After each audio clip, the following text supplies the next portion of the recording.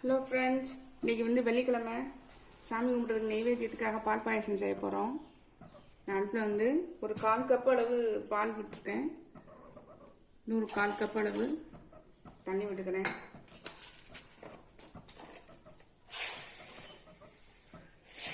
கால் cup அளவு ஜவ்வரிசி சேர்த்துக்கிறேன்.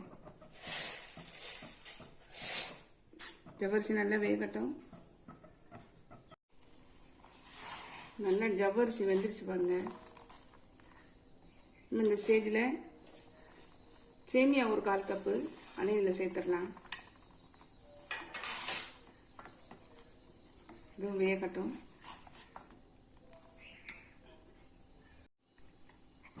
சேமியாவும் வெந்துருச்சு பாருங்க. நம்ம இந்த ஸ்டேஜில் 1/2 கப்புக்கு கொஞ்சம் கம்மியாக சுகர் சேர்த்துக்கலாம். உங்களோட விருப்பம் தான். சுகர் சேர்த்து ஒரு கொதி வந்தோடனே ஏலக்காய் பவுடர் தூவிடலாம்.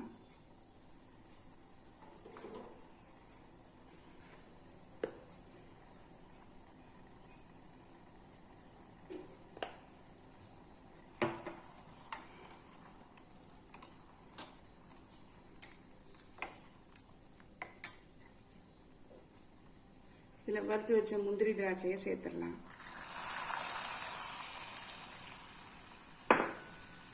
அவ்வளோதான், நம்மளுடைய பாயாசம் ரெடி ஆயிடுச்சு.